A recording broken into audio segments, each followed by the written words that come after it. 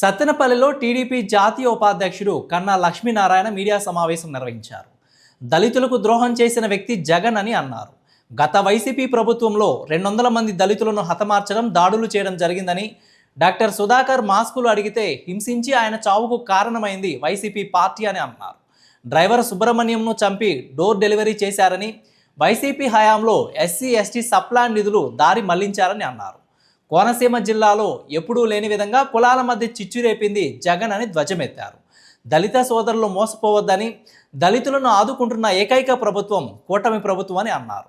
జగన్మోహన్ రెడ్డి 2019-24 మధ్యలో దళితులకు చేసినటువంటి ద్రోహం ఒక్కసారి ప్రజలు మర్చిపోయారేమో, గుర్తు చేద్దాం అనేటువంటి ఒక ఆలోచనతో ఈ రోజున చనిపోయినటువంటి డాక్టర్ సుధాకర్, డ్రైవర్ సుబ్రహ్మణ్యం వాళ్ళిద్దరికీ కూడా శ్రద్ధాంజలి ఘటిస్తూ జగన్మోహన్ రెడ్డి ఏ విధంగా నా ఎస్సీలు, నా ఎస్టీలు, నా బీసీలు అని చెప్పి దళితులకి ఏ రకంగా మోసం చేశాడు అనేటువంటిది మరొకసారి ప్రజలకి తెలియజేయాలనేటువంటి ఒక ఉద్దేశంతో ఈ కార్యక్రమం పెట్టడం జరిగింది.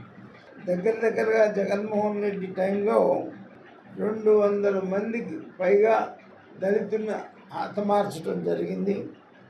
దగ్గరగా 56,981 దాడులు దళితుల మీద 5 సంవత్సరాల్లో జరిగినటువంటి పరిస్థితి. డాక్టర్ సుధాకర్ గారు కోవిడ్లో మాస్కులు అడిగారు. ఆయన మాస్కులు లేకుండా మేము ఎలా పని చేయగలమని చెప్పేసి మాస్కులు అడిగారు. మాస్కులు అడిగినందుకు ఆయన ఒక దేశద్రోహిని ఎలా అయితే ట్రీట్ చేస్తారో అలా ట్రీట్ చేసి నడి రోడ్డు మీద బట్టలు లేకుండా మోకాళ్ళ మీద కూర్చోబెట్టి జైలుకి పంపించి హెరాస్ చేసి ఆయన్ని చావుకి ఆ రోజున వైసీపీ పాలన కారణం అయితే, డ్రైవర్ సుబ్రహ్మణ్యాన్ని అయితే ఏకంగా తీసుకెళ్ళి చంపి శవాన్ని డోర్ డెలివరీ చేసినటువంటి పరిస్థితి.